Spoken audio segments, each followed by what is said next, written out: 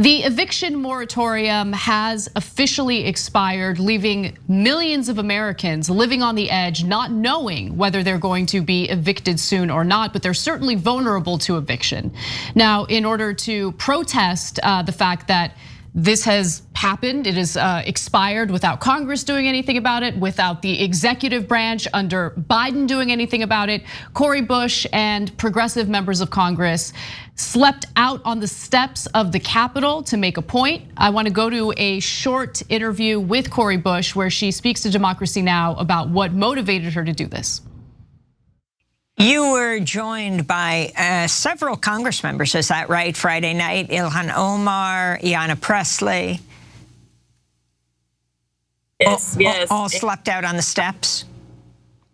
Yes, slept on the steps. And let me just say that it's not comfortable. We cannot lay. There's a law here that you cannot lay down on the Capitol steps. So we have to sit up in a chair or sit up on the steps. So that's how we slept, sitting up. And we've done that every night since. And it gets cold at night. It was really cold last night. Last night I feel was the coldest night that since we've been out here. It was raining back and forth. And so to have other members out here at night, Representative Mondale Jones came out here last night. We have to have more bodies, more Congress members to show up. This is the thing. We can't take the glory if we're not willing to go through the grime. There's grime happening right now. So go through the grime.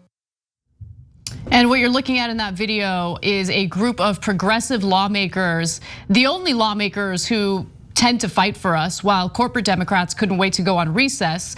I should also note that it seems as though both the executive branch and members of Congress decided to pass the buck on this situation. It wasn't until the last moment that the Biden administration responded back to House Speaker Nancy Pelosi to let her know, hey, you know what? We're worried that the Supreme Court is gonna rule against us if we extend the moratorium. So you guys do it through Congress. It's the final hour. You have 1 day. And as members of Congress were packing their bags, ready to go on recess, because that's much of what they do these days. They couldn't get enough votes or enough lawmakers to agree to stay behind and vote in favor of an extension to the moratorium. But it doesn't matter. Look, I want to be clear about one thing. The executive branch, under emergency situations, and a global pandemic is certainly an emergency situation. Rising COVID numbers in the United States is certainly an emergency situation. Biden could have used the tools in his toolbox to call for an executive order extending the moratorium for a little longer until governors finally dole out the federal funding that was appropriated by Congress in the coronavirus relief bill in the form of rental assistance. Okay, buy them time, do it. But of course, Biden's not gonna do it. Biden's never gonna go out of his way to help the American people. He's just gonna pass the buck and say, oh, Brett Kavanaugh says that we can't do it. Brett Kavanaugh says he can't do it. All right, well, why don't you just buy some time and see how it plays out in the courts, in the very least. But we'll see how this plays out for people who are living on razor's edge right now. Right, so let's do nuance here and call out all the people that need to be called out while telling you how I think that this needle could be thread. So first off, and by the way, some things require nuance and others don't. So first of all, the good guys, no question about it. Cori Bush, American hero here. And so look, I got arrested on those Capitol steps once, and that was an uncomfortable day. We were protesting money in politics. It was Democracy Spring, and it lasted the whole day. We got, the zip tied and all that stuff. And it was a tough day. She's been out there for day after day after day, and she's sleeping out there. That is much, much tougher, right? And so she's putting herself out on the line, and it is taking personal courage. Others that joined her, AOC, Ayanna Pressley, it's Mondale Jones, et cetera, should also get a ton of credit. But Cori's leading it, and she's the one there the whole time. But it's not just about her courage, guys. That's not the only reason why she's a hero. The other reason is because she has the courage to call out Democratic colleagues. So now she's doing it in a diplomatic way, but it is crystal clear. And AOC is doing it on television as well. Okay, they're both doing it. And so now that gets to the bad guys. Well, who are the bad guys? Okay, Republicans are gonna vote against an eviction moratorium, of course. And so, but they have no power in the House. So they're bad guys, but irrelevant. So then that leads you to Democratic leadership. There's Pelosi and there's Biden.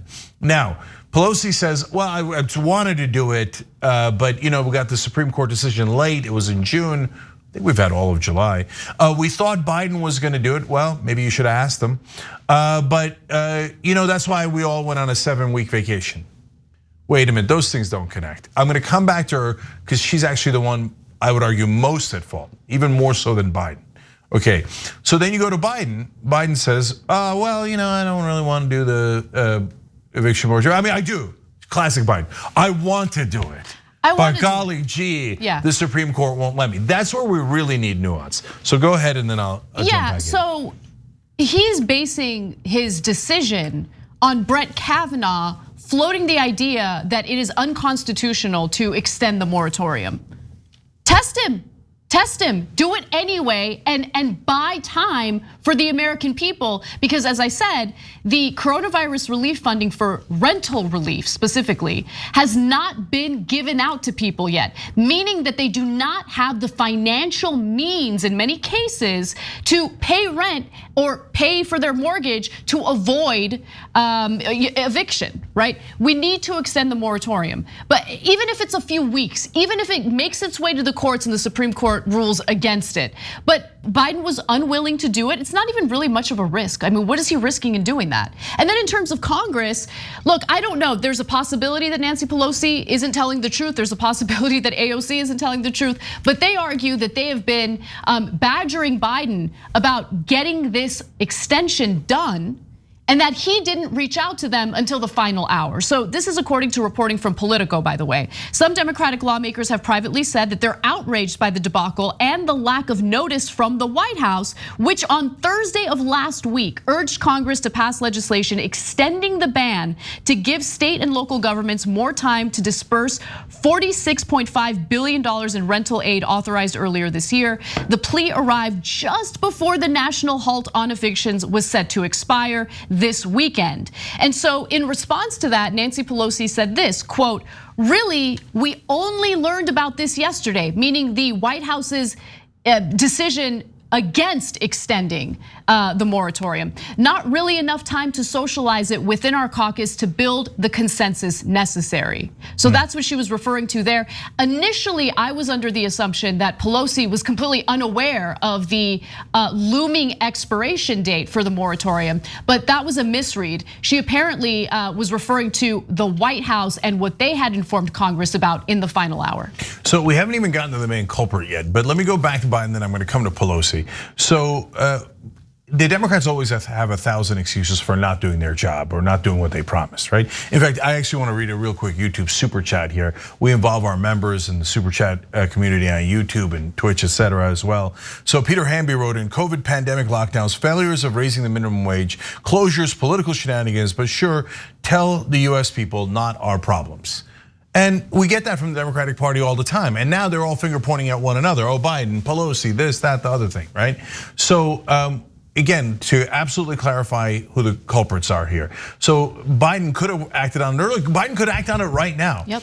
And then so his new excuse is, well, okay, I could have acted, but I didn't. I might act, but I won't. And so the Kavanaugh says that he might act, so preemptively I'm going to surrender. And then people are like, that's so absurd. You got to come up with a better excuse because your excuses are flailing here. They look ridiculous. So it says, oh, I got a new one. I got a new one. The new one is, what if Kavanaugh on the Supreme Court do act and it sets a new precedent that allows us to not take action on other things? Oh, don't worry, you don't need the Supreme Court for that. You guys have already got that on lockdown. Yeah, what do you need? So that your argument is, I'm going to not do anything just in case the Supreme Court tells us that we can't do anything.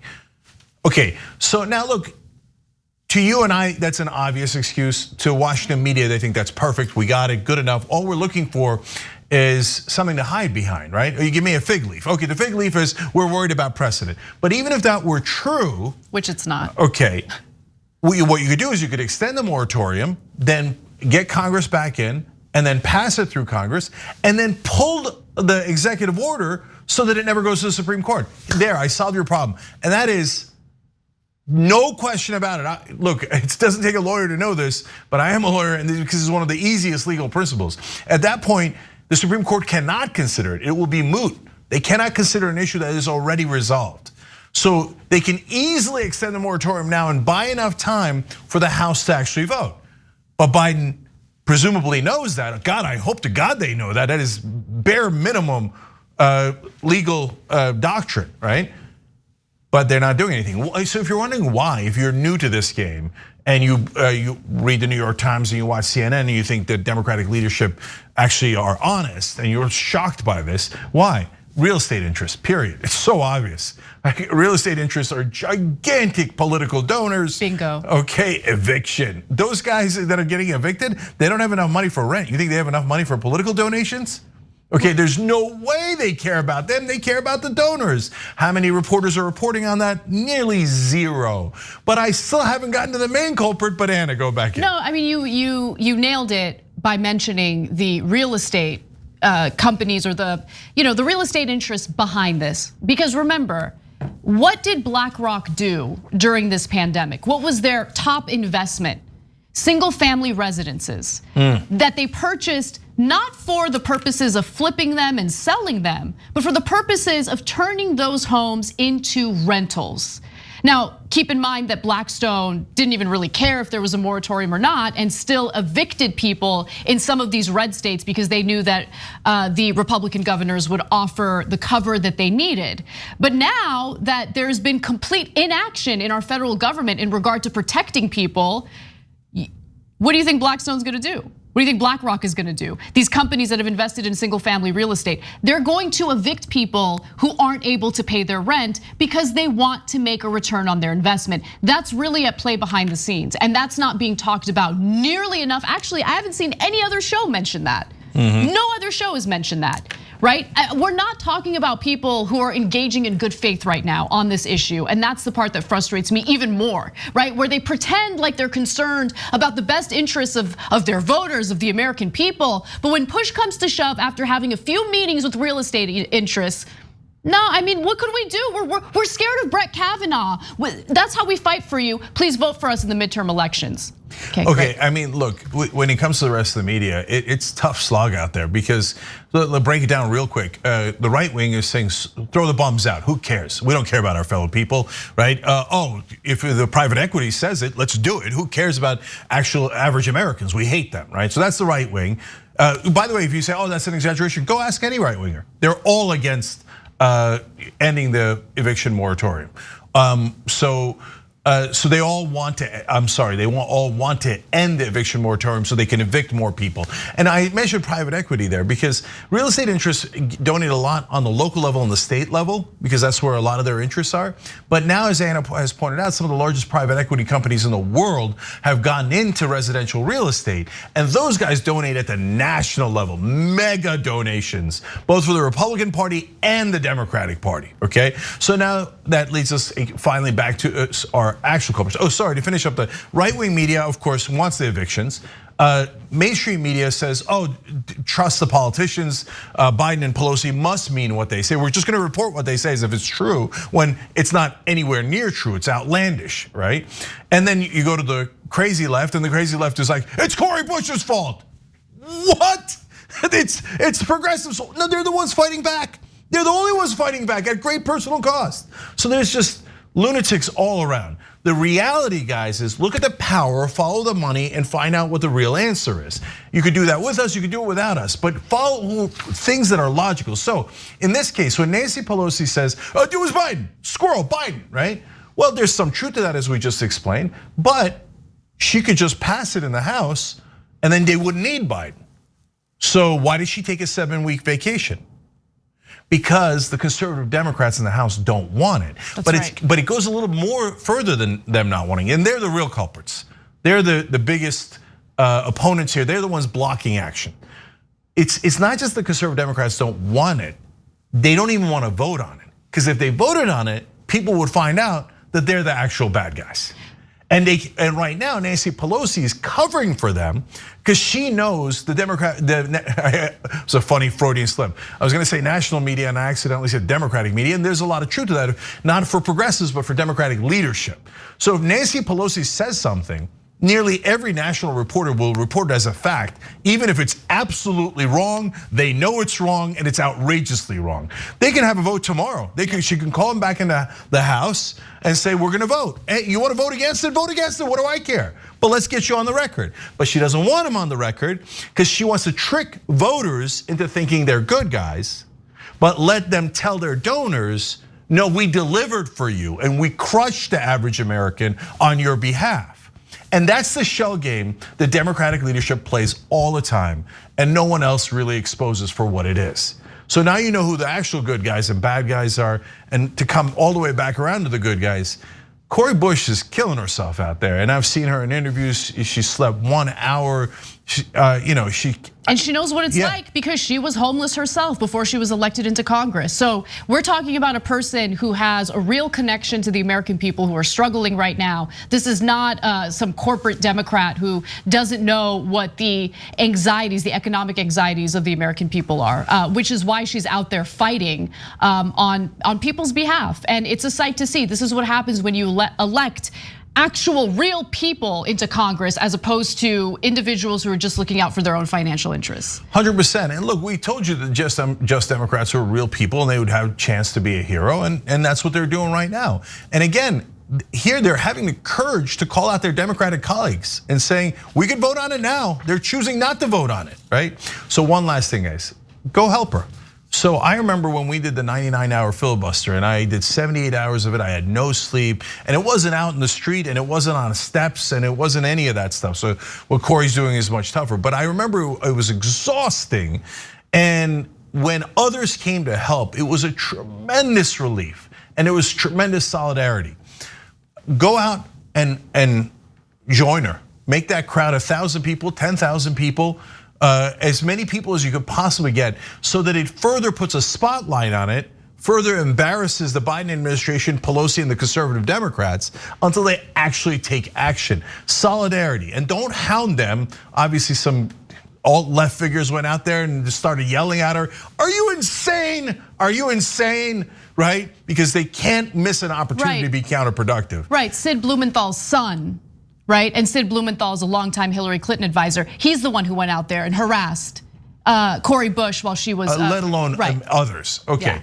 Anyways, great. So but go support her, and you never know. And by the way, every hour she's out there and every day she's out there and you're out there, Biden gets more embarrassed. And today, all of a sudden at the White House, CNN reporter asked about, hey, what about the eviction moratorium? Do you think CNN would have asked that if Cori Bush wasn't out there? There's no way they would have asked that. Nobody would have given a damn. She drew attention to it. That's why you fight. That's why it's called good trouble, right? Now good trouble has come to the White House, and now they got to scramble and try to answer it when they're obviously the bad guys. So now there was a lot of pressure for them to turn around because their lie has been exposed. Thank you to Cori Bush and the other brave people who helped make that happen. Thanks for watching The Young Turks, really appreciate it. Another way to show support is through YouTube memberships. You'll get to interact with us more. There's live chat emojis, badges. You've got emojis of me, Anna, John, JR, so those are super fun. But you also get playback of our exclusive member-only shows and specials right after they air. So all of that, all you gotta do is click that join button right underneath the video. Thank you.